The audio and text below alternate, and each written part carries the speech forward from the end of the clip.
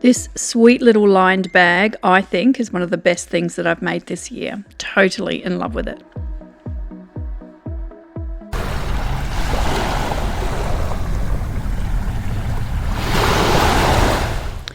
Hi there, it's Steph and welcome to another video. Today I'm taking these two beautiful colours, a wine burgundy colour and an old honey gold colour in 8/4 cotton, and I'm going to make a little project knitting bag. For this project I'm using my 40cm or 16-inch samplet loom from Ashford, and I'm going to use a 10 dent reed. I'm using my coat hook and my coat rack as the pegs to help with tension. And the weaving length of the warp will be the width of my dining table. I'm just measuring this here and it is 36 inches, which is 92 centimeters.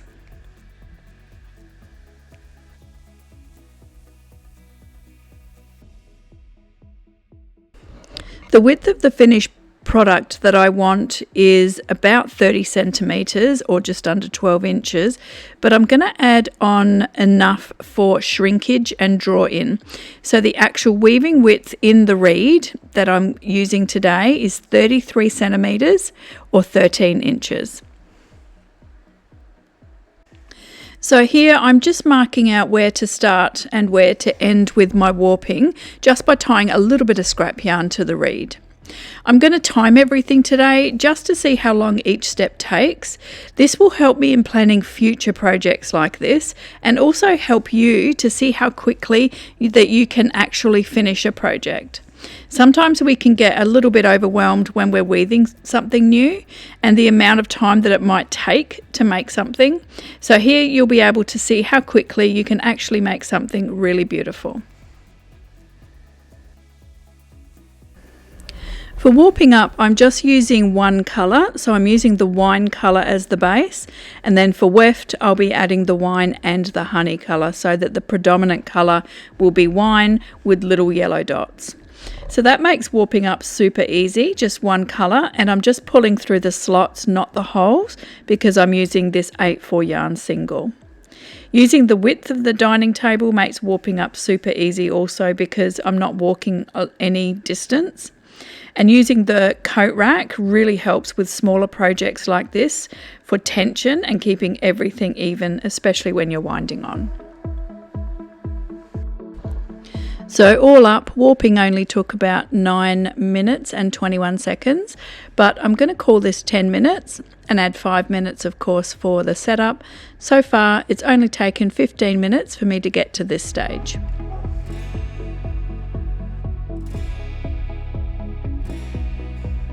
Because this warp is only a short one, I just wound straight on towards the pegs using the cardboard separator. This only took me 1 minute, nice and easy.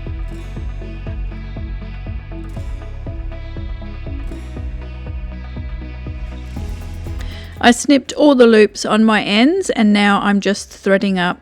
This was super easy, just moving one thread from each slot to the hole to the right. For threading, I always work left to right, but this can easily also be done right to left. It's really just a matter of preference for what feels more comfortable for you. Threading only took 12 minutes and now it's time to spread the warp. I usually use scrap yarn for this, and this is my little pile here of scrap yarn. It's normally just bits and pieces left over from projects and also yarn that's left on the shuttles. For example, this from the previous project. I'll just wind them off, bundle them up and pop them in this little box. And every so often I'll go through and use them all in a scrap yarn project like a towel. Now that I've got my scrap yarn, I'm going to tie up the warp. I'm just using the lash on technique. I like to tie on in small bundles of 8 threads, which is usually 4 in the slots and 4 in the holes. And if you pull the yarn over the edge like I'm doing here, it actually really helps with tension. And then I use a very simple overhand knot to secure it.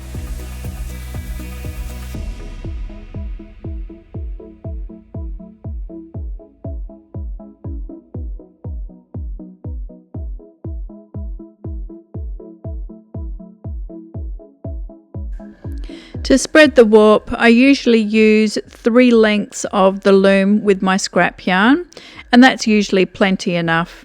So I'll snip that off and pop it aside. Also, I'll wind on just a little bit so that the knots are just beyond where the apron rod is, by about 1 inch or 2.5 centimeters.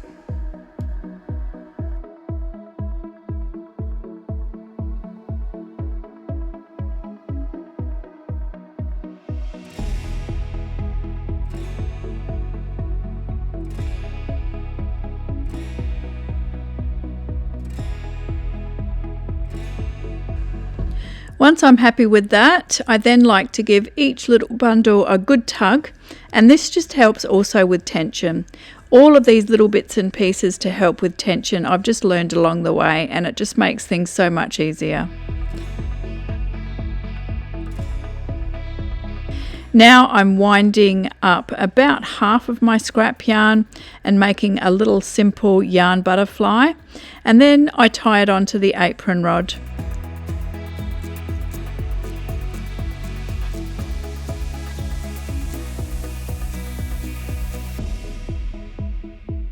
To lash on for each group of threads, I just divide it roughly in half, pop the scrap yarn through the top and then around the bottom of the apron rod, and then I just continue all of the way across. I try and tighten the scrap yarn a little bit as I go as well, and that makes things a little bit easier when it's all said and done and getting the tension right.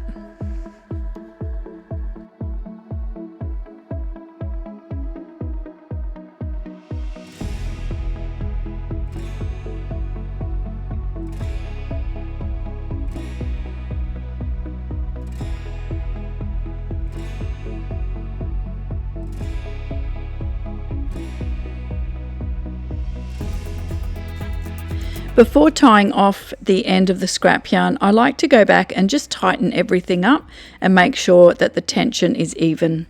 The easiest way that I've found to do that is just strumming the warp at the back of the heddle, and you can tell very easily where there is some slackness that needs to be tightened up. And remember, it doesn't have to be tight. The tension just has to be even, but do pay particular attention to the edge warp threads for the selvage. All up, lashing on only took about 9 minutes.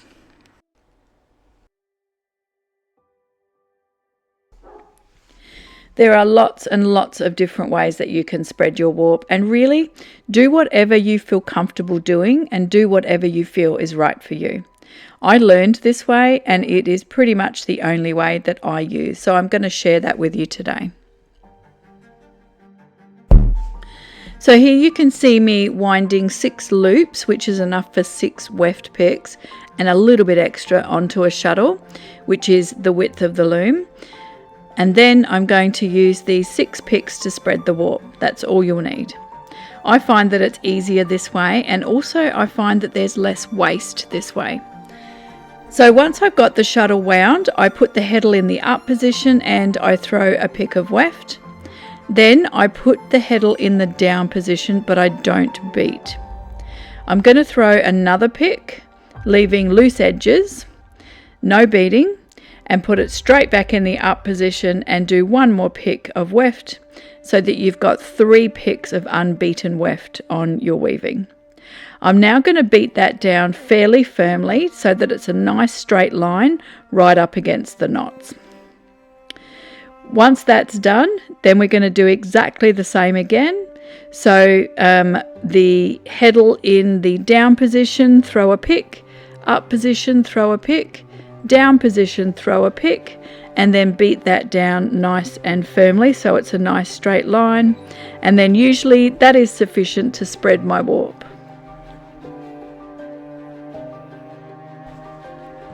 And spreading the warp only took 3.5 minutes, but I'm going to round that up and call it 4.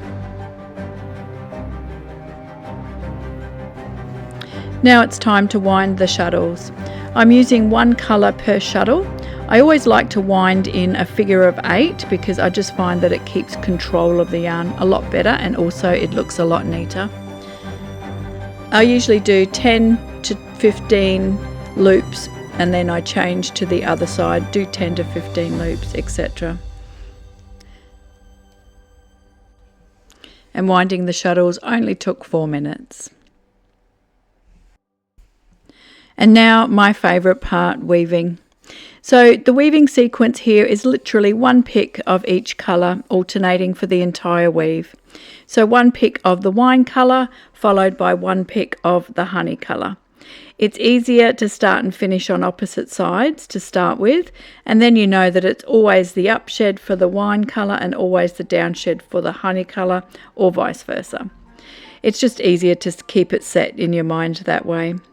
Just be careful to make sure you lock in the colours when you're changing on your selvages, and that helps to keep your selvages looking nice and neat.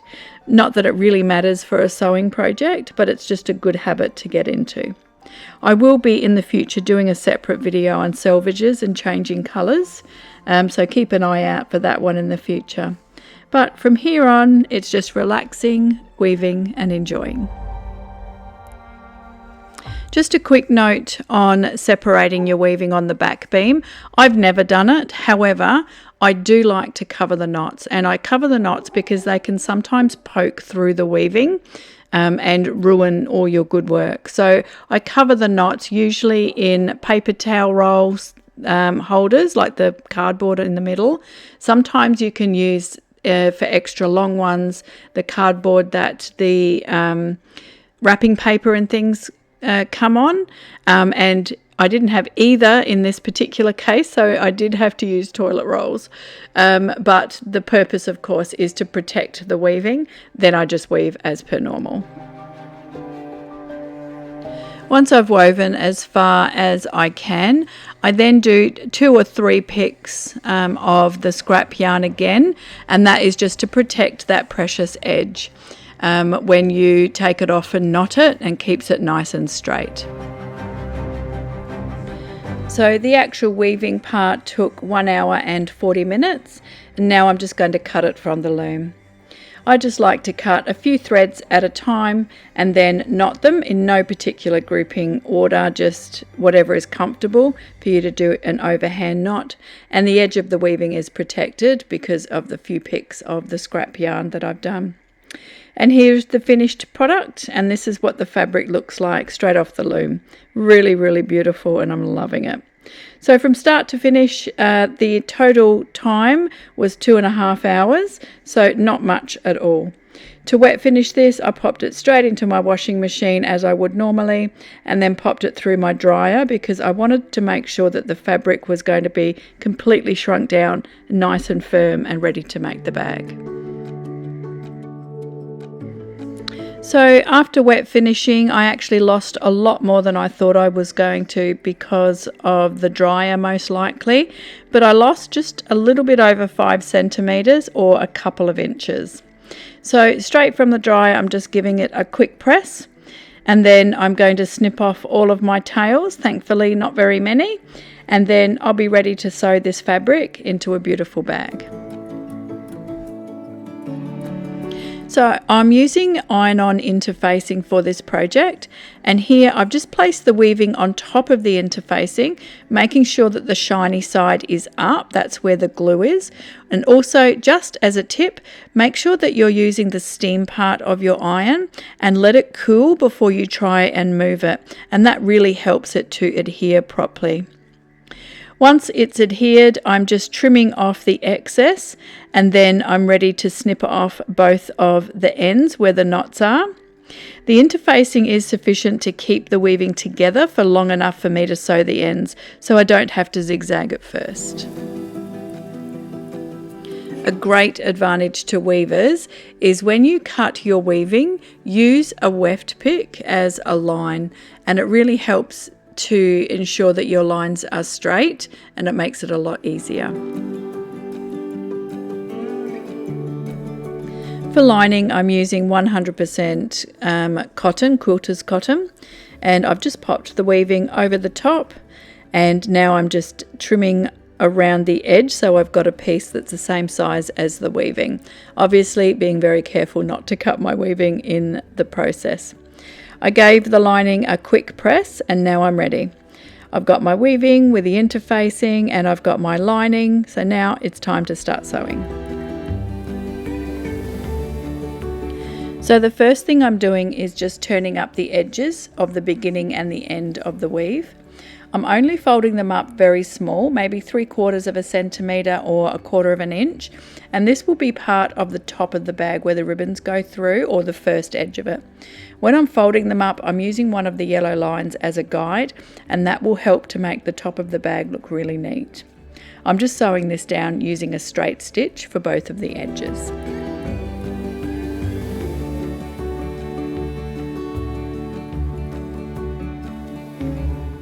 So this is what it looks like finished, and you can see how neat the edge is, which is exactly what I wanted.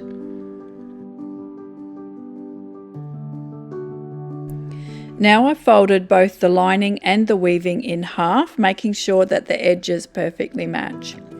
I'm just making sure that the right sides are together and the wrong sides are facing out. I'm pinning just down the center to keep it together nice and neat, because I want to make sure that the edge is perfectly matched up, and that always makes everything much easier. Once that's done, I'm measuring in a seam allowance.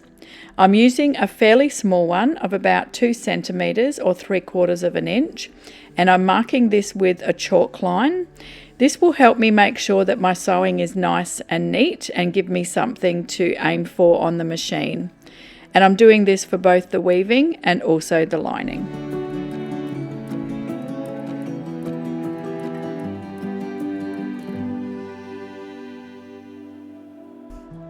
Next, I'm working out how big to make the folded over part at the top of the bag where the ribbons go through. I wanted it big enough for the ribbon to be comfortable in going through, but also not too big as well, but also making sure that I allow for a seam allowance. So I worked out how big I wanted the top part to be, and this ended up being about 1 1/4 inches or about 3 centimeters. I marked out the sides with a pin and also with chalk, and then drew a chalk line to mark where I wanted to stop sewing the sides. This is really important because I wanted to do a drawstring bag with 2 ribbons, so that you draw the ribbons from both sides. It just gives a nice tighter seal, it looks prettier. So I've done this for both the weaving and also the lining, and I just used the weaving as a guide for the lining.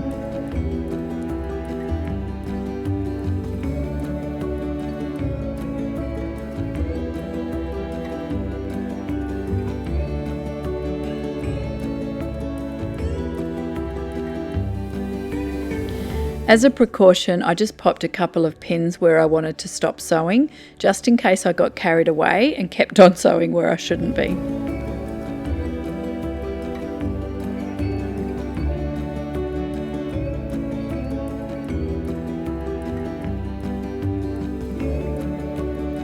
So now I'm just going to sew a straight stitch all the way up the edge until I get to that line that I've created at the top. And I'm going to do that on both the sides of the weaving and also the lining.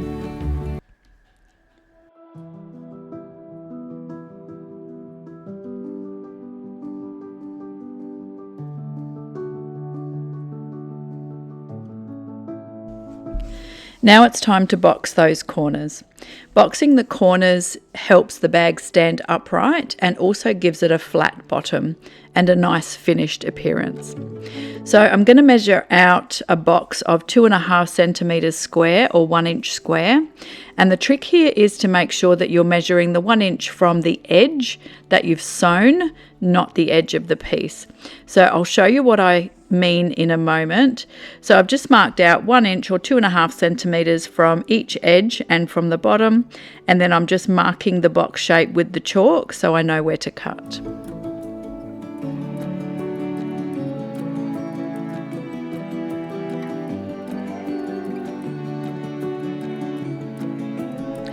So this is what it looks like once it's all marked out. So the square is from the line of sewing on the sides. I've done this for both the lining and the weaving, and now I can just cut along those lines and cut those corners off. Don't worry too much about your weaving coming undone, because that's what the interfacing will do. It not only stiffens the fabric, but it will also keep your weaving together if you happen to cut it.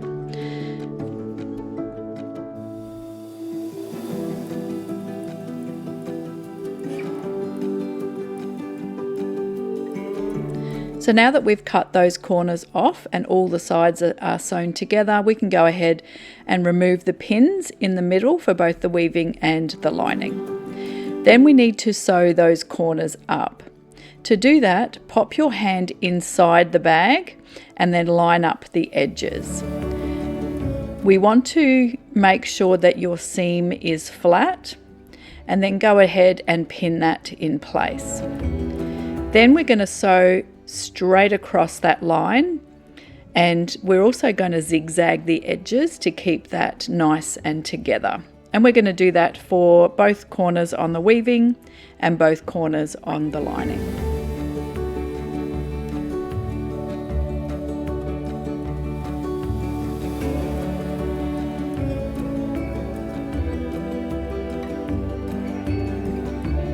So here's what they look like now that they're finished. Now we're going to work on the top end. The bottom end of both the lining and the weaving is now finished. Now where we've got those side seams, I'm just finger pressing and then pressing them together at the top here, because I want to finish those edges. Even though it's a selvage edge, I find that this helps keep the bag nice and neat. I'm just marking where the side seam starts because I want to only sew from the top to that chalk line that I've got there. So we're going to do this for both the lining and the weaving. You can see that there's a nice neat edge there, so make sure that you also don't sew the top bits together. I have done that before, so I'm folding them out of the way. Now we're just going to sew from the top to that chalk line there, just a straight stitch, and this will help the bag stay nice and hardy through the years. And this is what it looks like done, a nice clean edge, so that when we fold it over to pop the ribbon through, it looks neat, tidy, and it will stay together. Do this for all of the top side seams for both the weaving and the lining.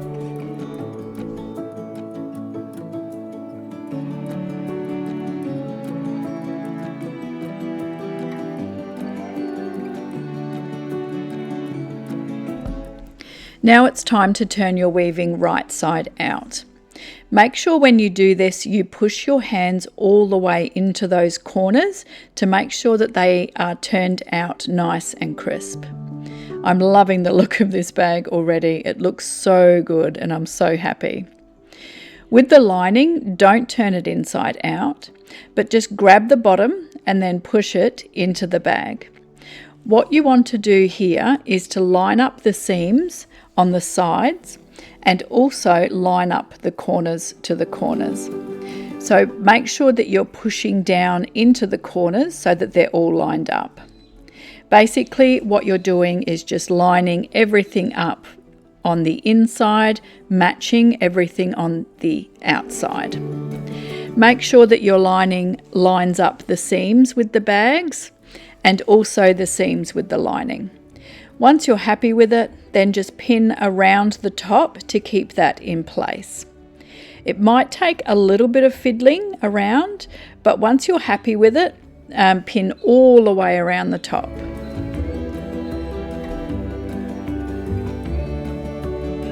Turn the whole bag inside out again, and then just check that all your corners are nicely lined up. And this is what it should look like, nice and even and perfect. Now it's time to fold the top part over to create the channel for the ribbons. I don't want the lining caught up in the channel where the ribbon goes, because I think it's just going to be way too bulky and interfere with the closing of the bag.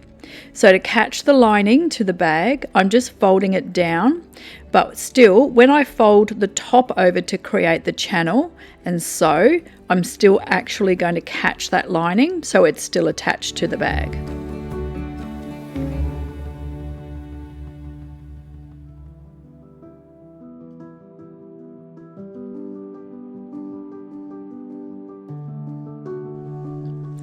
So where I'm folding over to create the channel, I'm lining up with using one of those yellow lines to make sure that it looks neat and tidy.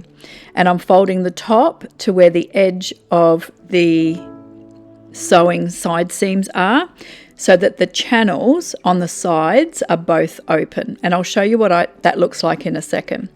So here you can see that the edges are open and also that they're nice and even, and now that's ready to sew.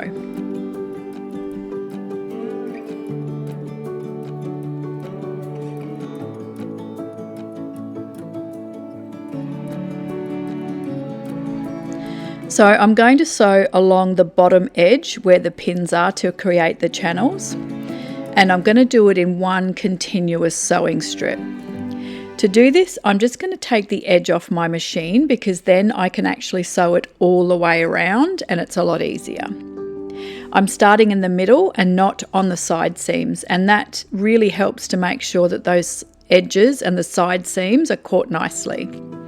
When you sew over where the side seams are, it can be a little bit bulky, so just be careful when you sew over these edge pieces and go slow.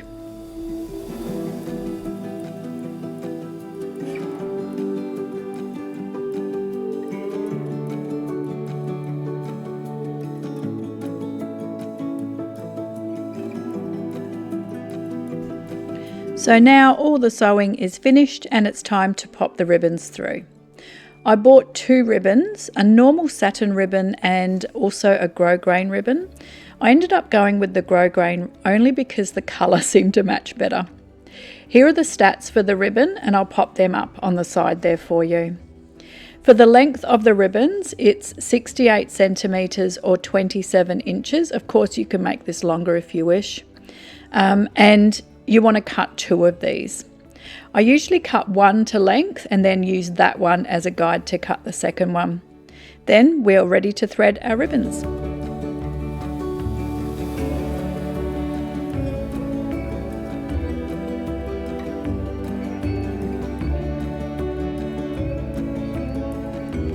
To thread the ribbons, I usually just use a large safety pin. I know there are a lot of other doodads out there, and if you've got one, use that.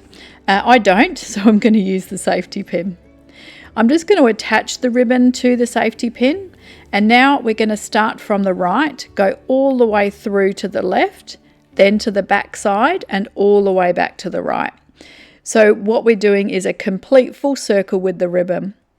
Once you've come back to the same side that you started, you can go ahead and knot those ends.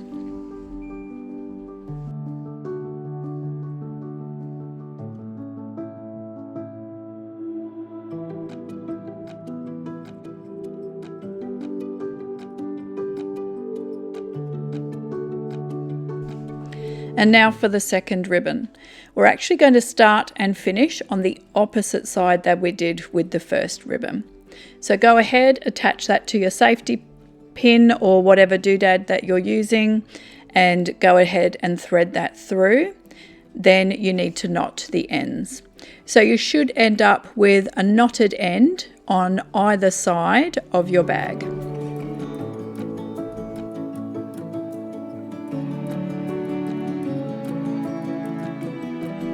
And we are done. We have a beautiful lined, gorgeous little bag.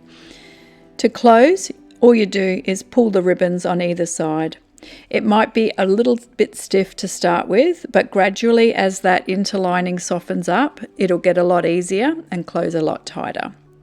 This bag can be used for so many things. I'm using it for my sock knitting bag that I can take on the go, but you could use it as a travel makeup bag, a catch-all for your handbag, anything where you just need a little pouch to carry things. This would be perfect for it.